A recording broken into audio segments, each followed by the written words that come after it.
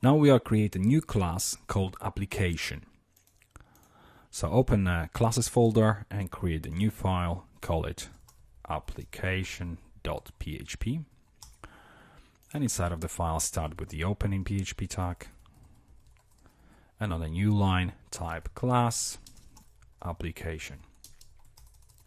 Now what this class is going to be doing is it will store the instance of the database class of our DBase class. So first of all, we're going to create a public property which will be called DB.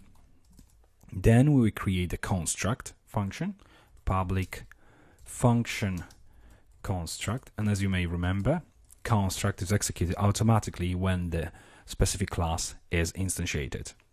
So this DB, and we simply create a new instance of the database. So new DBase, which is the class which we've created earlier. So now this DB will automatically store this instance of the DB class. So we can close this file because that's everything we need here. Now if we create a new class called business.php,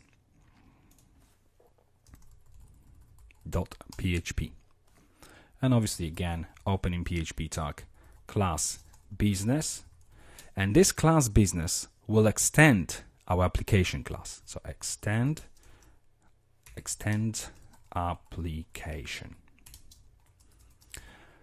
What extend does is basically, as I've explained earlier as well, it allows us to inherit all of the properties and methods as long as they are public or protected from the class which we are extending. So in this case, this instance of the DB class will be available for us inside of this business class. So we won't have to instantiate the database class again.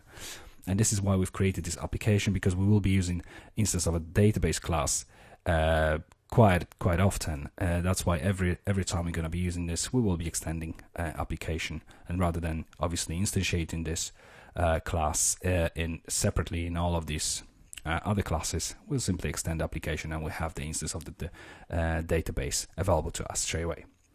So business class will contain the information specific to the business which runs the website, which, let's say I've got a company, I'm selling shoes. So obviously all the information about my company will be stored in a specific table called business, and this class will take care of all this information. Now, where we're going to be using this information, one of the places we'll be using this information, if we go back to our application, is the business name, for instance, heading, which will be the name of the business here, as well as when we're going to be creating invoices later on, dynamic invoices for the purchases. This is where this class is going to be in use. So let's start with defining the private property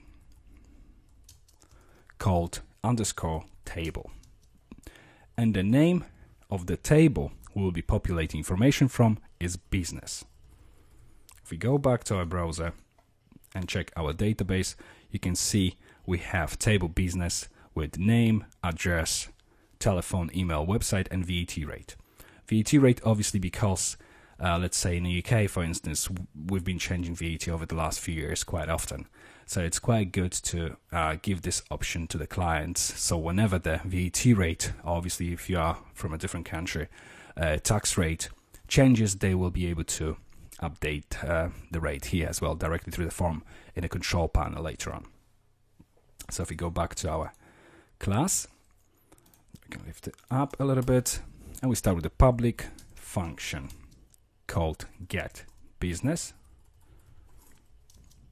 which will basically populate all the information about the business from the database.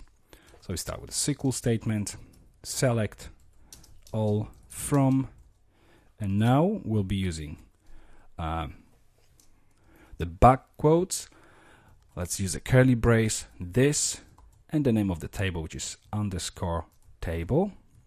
So that whenever we change the name of a table, if the situation like this was about to happen, obviously we can just change it in one place, which is changing the name of the assigned to the property. So select all from this table,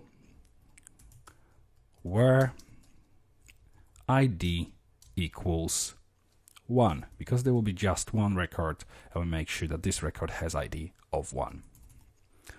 Now return, and now because we have already the instance of the database, we can simply call it this db, and a function inside of the dbase folder fetch 1, and just pass the SQL statement to it. This will return the specific record to us. Okay, next function will be public function get VAT rate.